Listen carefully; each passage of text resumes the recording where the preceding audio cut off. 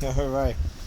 How did I knew that the sanitation truck would be out here, right? Let me tell you, this is the second time they're passing because I was going to leave about an hour ago, right? I was telling Pam I was going to leave, and within 10 minutes I heard the sanitation truck. So what are they picking up? Because look, they left all of this there, right? Look, all of that there, okay, right? I mean, they're not even picking up any garbage. That's to tell you, look, all of this here, they're not picking up any garbage, or they're being selective in whatever garbage they're picking up. So again, how they use the sanitation department and its workers to target, right? So what? Are they only picking up on that side? Is that it? Nope. Nope. Look, they left the garbage right there. Right? Look. Right? They left the garbage right there. They left that garbage right there. Well, are they being selective on what they're picking up today? And come this late? You know? Right? Okay, I guess they're being selective in what they're picking up. But how do they know what garbage is what garbage? Right? Look at me.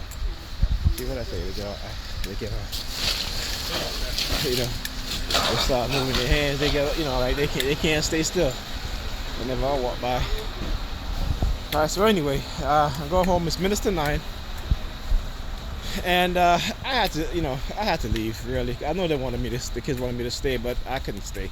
You know, I mean, from the time I got there today, I made my kids breakfast. You know, she's on her phone. You know, then all of a sudden she's on the phone and acting like she's doing laundry. She did one load of laundry, which I ended up folding the clothes that had been in the basket and in the dryer for days now.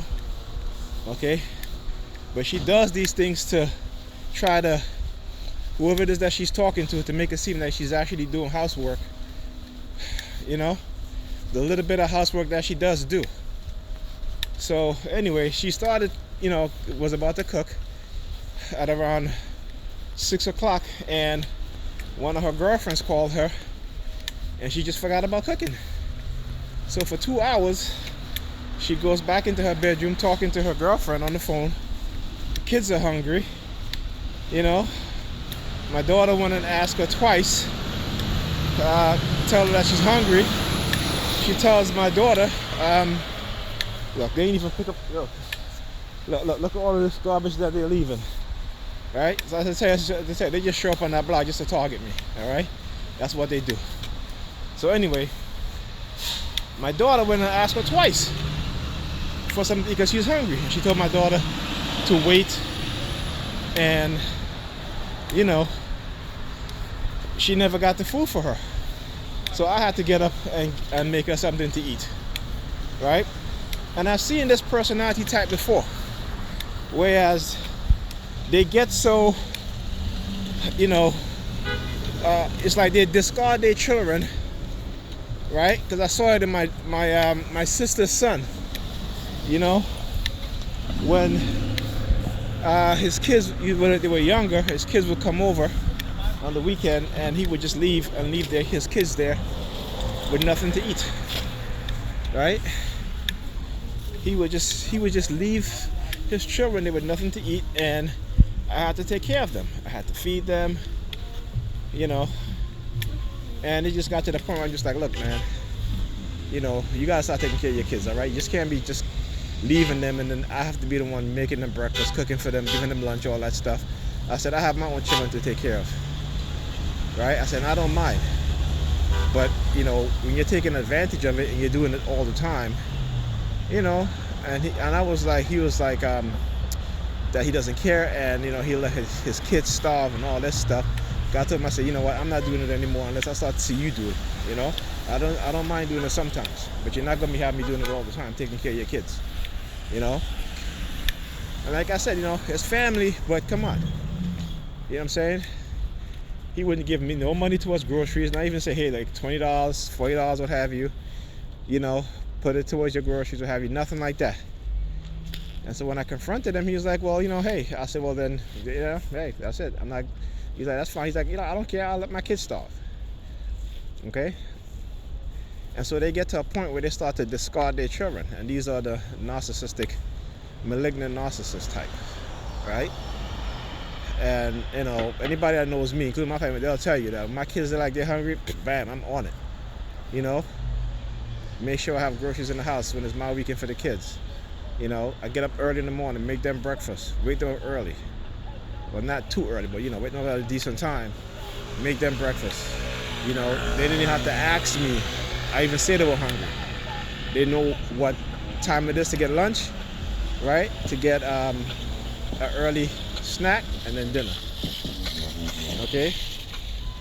They got to the point where my oldest son was like, Mommy, when I'm at my dad, I don't have to ask him for anything. He made sure I get 4 square meals a day.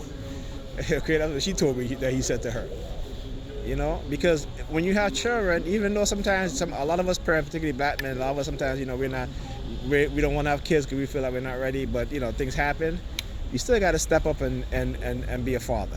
You gotta step up and be a father. When they're here, you gotta do what's right. You gotta step up and be a father, regardless of what's going on with you and the mother. You still gotta be a father. You cannot abandon your kids, right?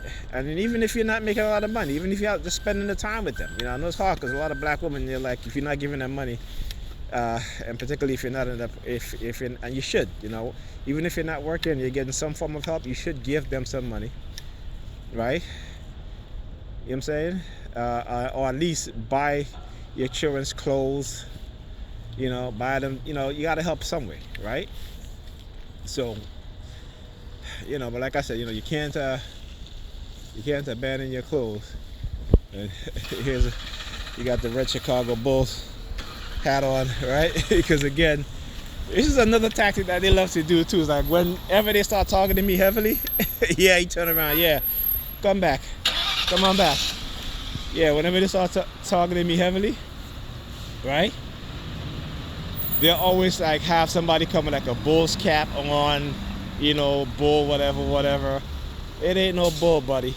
Okay, what it is that y'all doing, I'm gonna expose it, right? And like I said, you're the one that's giving me all these labels. So, it don't stick, but it'll definitely bounce back and stick to you. All right? So there you go. So anyway, like I was saying, so with Pam now, at 6 o'clock she started to cook. Her friend called her, 2 hours, she forgets about cooking, goes into her bedroom, playing and putting on makeup, right?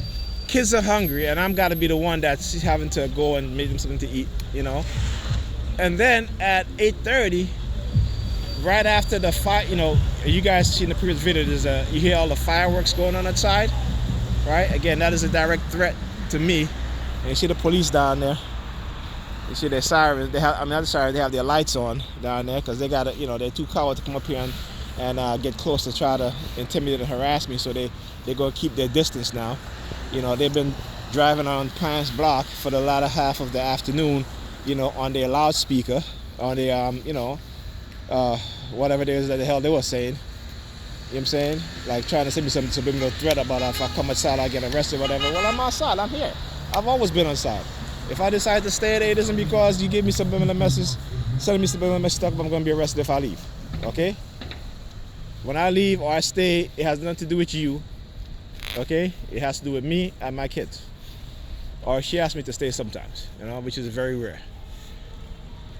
Well, actually, I shouldn't say very rare, which is she usually be like, when I'm leaving, she usually be like, oh, you're leaving? I thought you were staying. That sort of thing, Only sometimes she'd be like, can you stay, what have you?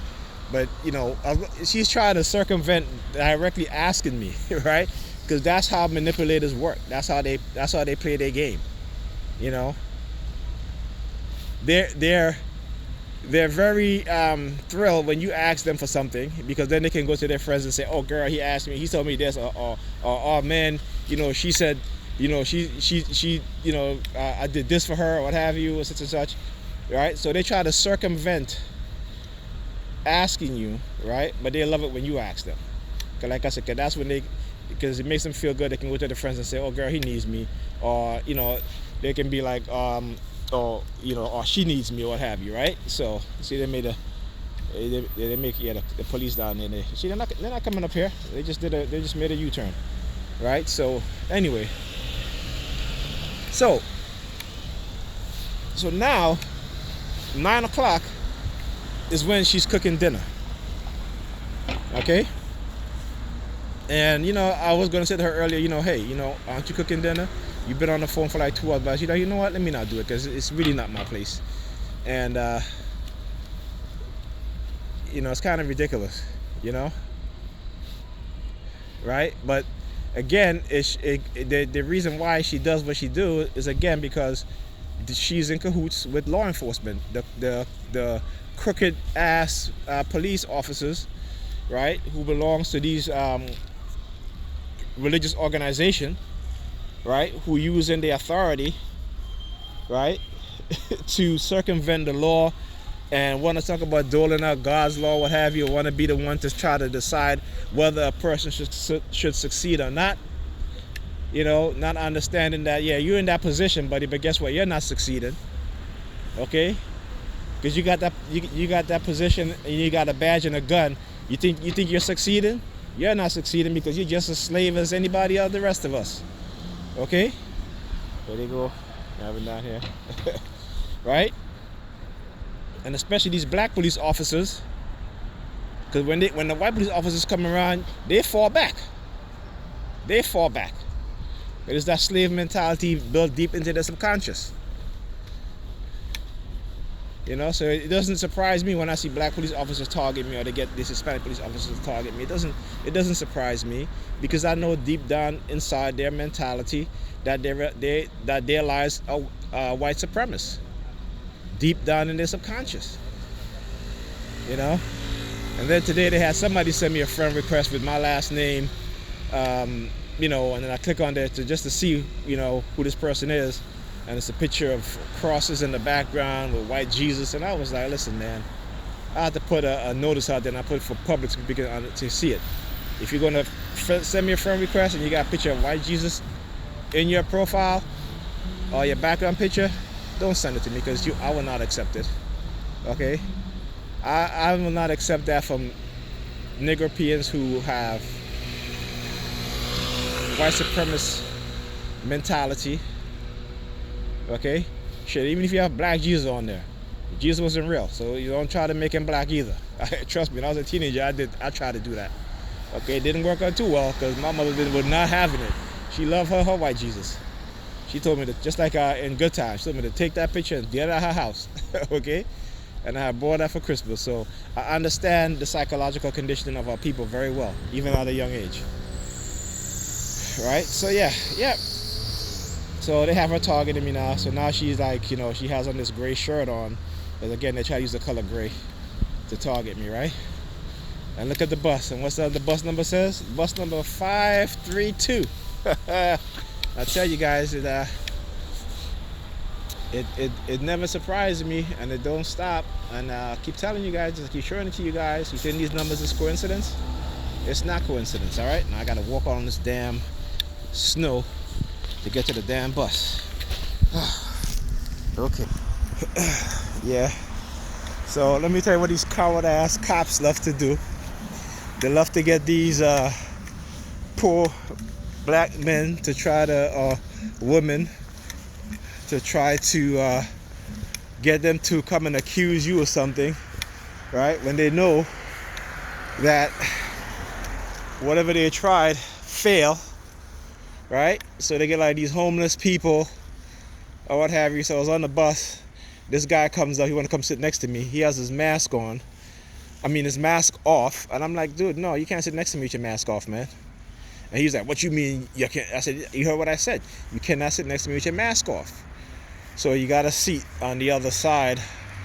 And I said, there you go. But you're not sitting next to me, with your mask down. You put your mask on, then it's fine. So he's on there talking a whole bunch of shit. And I guess there was a dude on the bus who probably recognized him, what have you, as he was trying to target me. The dude was targeting him. So then they brought some other dude, some other homeless guy on there. You know, his ass, he not wearing no shoes. It's cold as hell, snow on the ground, and he's out here with slippers on, right? His slippers on, black guy. So they both start conversating and shit like that. And as I'm leaving, he holds up like a yellow rose, so I can see. I was like, yeah, let me tell you, bro, ain't no yellow here. All right, I ain't scared. The people that's doing this, they're the one that's scared. And again, they want to project power and authority over people who they feel can't defend themselves, you know. But let me tell you, it's a new day, right? It's a new day, and I'm doing my part to expose their asses so that they will be held accountable. So don't think that they're not going to be held accountable, because I'm damn sure making my business to make sure that they do be held accountable, that they are held accountable. All right, so check it out. Now they're playing the gay theme and shit. Dude behind me here, see? Gay guy gets on the bus. he does that whole hand thing, what have you. The same shit that Pam was doing as I left tonight. She started like making her hands like that. I'm like, listen, I don't give a shit. You care, whatever. Hey, that's on you, girl. That's you. Yeah, that's what makes you happy. That makes you happy. But I'll tell you, doesn't matter if you're gay, straight, bisexual, what have you. The fact is that if you're not going to get therapy, right, to heal yourself and to deal with your trauma, right, and to deal and understand your negative behavior, right, and also listen to men, black men, particularly, because she's thinking that she's smarter than men, and so she can manipulate men, however way she feel like it. And the fact is that, yeah, you might be manipulating some men, but, not all men is going to be like me, all right? And so, I stuck with this woman for like 12 years, right? About a half, and then just realized that, not just realized, but finally accepted the truth, the realization that, it was all about her from the get-go. This is whatever she wanted, that was it. Whatever I wanted didn't matter. Right? It was all about her and making herself feel good at my expense. Right? And the fact that I have kids with her, and I see how she discarded my kids. And I say, if it wasn't for this situation I was in with this talking and stuff, man, I'd have removed my kids from her a long time ago. Not to say that she's a bad mother, but she's an incapable parent. Right? She do not know how to parent. And it's evident because, like I said, she discarded these kids because, again, it's all about her. She come home from work, getting her rested. She got to go to bed at 8 o'clock while the kids are up. Like I said, today, walked in the house, kids are hungry. Kids asking for breakfast. I'm not making you any breakfast. Or when I ask her, "Are you making the kids breakfast?" I'm not making them breakfast. That's the attitude, right? So let me tell you something. If she's gay, maybe that's what she needs to be. Maybe she'll find someone who put up with, her BS. But I know they ain't gonna put up with it for as long as I have, right? So, hey, good luck. But anyway, so like I said, so they come with the gate theme. Let me show you the guy again. Back here. Look at him. Got his head down. Gay guy walks on the bus. Because again, like I said, they gotta do these things, and it's something that they do over and over again. So, after a while, many years, if you don't understand and you're not studying this to try to understand what's happening, they'll turn you into an emotional wreck, all right? Or they'll try to make you homosexual. Or if you're a woman, they try to make you a lesbian. And again, this is the government that's doing this to our people. Especially I'm talking about black people. From my perspective, or my point of view, because of the research that I've done. If you guys read Dr. Jose Delgado book, right? The psychologization of society, right? Which he talked about using radio wave and microwave frequency in order to control human beings, and convincing a 12-year-old boy that he was attracted to men. Okay, I remember too, the CIA and Coercive program, okay, they were trying to see if they can make a straight man gay and a gay man straight and vice versa. And I'm sure that, believe me when I tell you that they are successful. Okay, because like I said, if you look at the uptick in homosexuality within the black community over the past 20 years, okay, and particularly in Atlanta where you have, which is the mecca of black entrepreneurship and black businesses and successful black people, not just successful black people, but well-to-do black people, okay? So I'm not going to say successful because really, when success is, I measure success by a different stick. I would say well-to-do, right? And the amount of homosexuality that takes place in terms of, you have straight men marrying women and living a double life of homosexuality. Okay, where people don't stop to think and say, hey, where all this come from, and and especially at the fast pace and the fast uptick of that lifestyle, and a lot of it is based on trauma, okay, and abuse. Police. They got to show up. All right, they definitely got to show up. I'm telling you, they definitely got to show up. Yeah. All right, let's flip the camera back. Okay. What happened? Okay, I don't know what happened there. Let's do that. All right, let's do that. Let's go there. Okay, yeah. So, anyway. Okay, there we go. Right? So, understand that there are white supremacists within the government, within the security agencies, within law enforcement, including the FBI. And remember, the FBI had that program, Coercive Pro. It wasn't just state and local police officers that had this program. It was the FBI. Right? At the same time, the FBI is telling you about white supremacists, and they are throwing the low-level white supremacists under the bus. They're protecting the higher-ups white supremacists. Okay? They're protecting the scientists, those that work in the Department of Defense, right? The military that have created biological weapons, technological weapons, chemical weapons to target us as a people specifically, right? You look at how they're trying to get people DNA because they understand that we are our ancestors, right? We are our ancestors, right?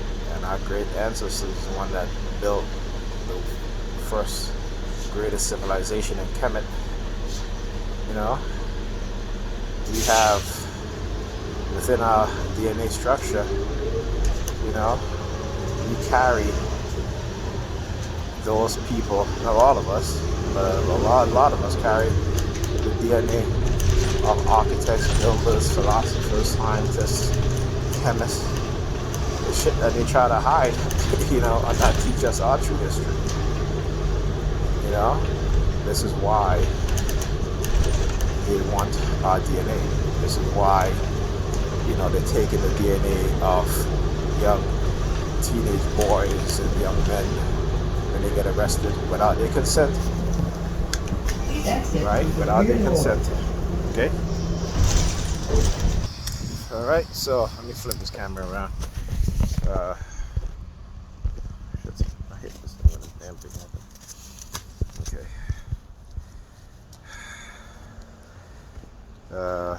Okay, there we go. Flip the camera around. Okay, so yeah. So while all these things are happening, okay, you guys are being distracted, right? As we TIs have become the distraction.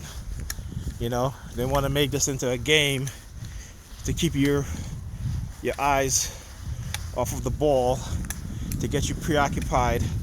If you learn anything about history, particularly in Rome, right? So what happened? What did the Roman emperor does? When his people are dissatisfied, right? When they're not taken care of, when the majority of people are hungry, What does he do? He builds a coliseum, give them games. They will forget all about their unhappiness. They will love the emperor. Hey, you're looking up at this guy. Ain't no God up there, buddy. God is in your heart. That's you, man. You are God. Don't look up in the sky for no God, all right? You're the God. Don't let them tell you into that bullshit. Right? So that's what they do, man. So, you know, as an elder person, you gotta teach these young kids. You know, I mean, the cycle will continue as long as we go to these churches and, you know, worship their dogma, their religious BS. Right? And meanwhile, you have those in religious organization doing evil, talking about they doing God's work. They're not doing God's work. You know what I'm saying? Religious has turned them into crazy people, into delusional people, right? And the use of the authoritative figure, because they've been studied. Stanley Milgram. Watch the Milgram experiment and how the how people in the authoritative position know that they have the power to make those who are not in the position commit things that goes against their morality, right? Things that go against their human nature, right? This, again, experiments have done to prove it and show this stuff. So this stuff ain't nothing new. Stanley Milgram. You guys gonna watch this? Just look up Stanley Milgram. All right? Yeah, because he was trying to understand how the German people, how Hitler was able to convince the German people to accept what he was doing to the Jews. Okay? So, those in the authoritative position will always get those who are not to commit crimes against themselves, against their nature. As long as they're absolved from all responsibility, it doesn't matter if they kill somebody or they harm somebody in any way. As long as they believe that they will not be held responsible by the very same people who are meant to protect those people, it's okay. You know what I'm saying? So, yeah, you know, this is what they'll do. So like I said, they'll try to use homeless people to, what they were trying to do tonight, to use them as a tool. But again, this is all has been documented before, and this is why I do what I do. This is why I document so people understand what's going on. And this is what I do, and it also helps to keep them at bay, right? Because I know the one thing they don't want me to do is to, you know, solidify what I'm saying to a point where no matter what they say and no matter what they do, they will not be able to try to change the narrative, which is that they have been conducting illegal human experimentation. They have been illegally microchipping people, right? And you know, and the fact that they feel that they can do that because they're in the authoritative position. You know, we all know what happens, right? Authority, you know, those with power, and what I say, power always corrupt, right? Power always corrupt those, and we're talking about white supremacy here, so they've been corrupted. There's nothing good about these people, you know, even though they claim to be good. You know, if you look at these religious people, there's nothing good about them, you know, and I don't mean it in a disrespectful way when I say that. I mean that if you accept the fact that a God can kill, you know, his own creation because he was dissatisfied with them, right?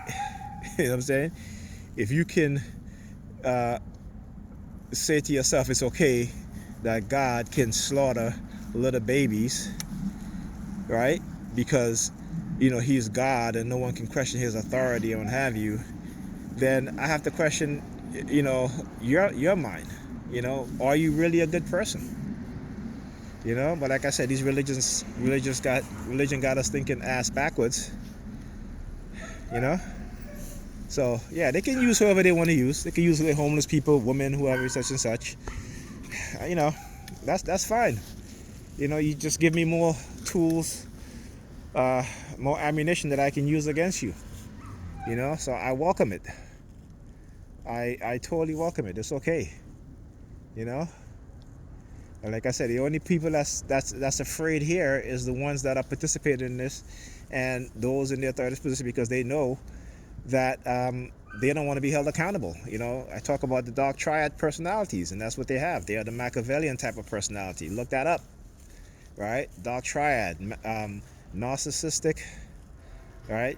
Psychopathy, and Machiavellian, right? And what does the Machiavellian personality do?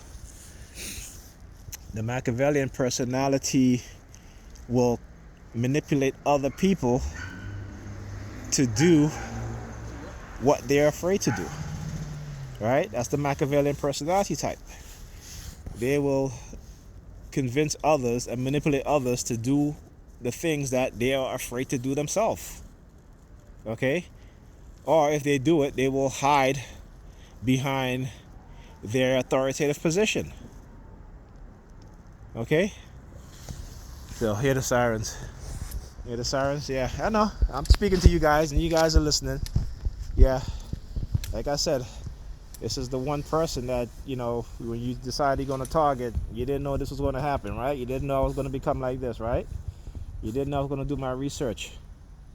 So thank you. All right, so now it's my job now to take you guys down. You want to take me down for whatever reason? Guess what? You know, I'm going to take you down first.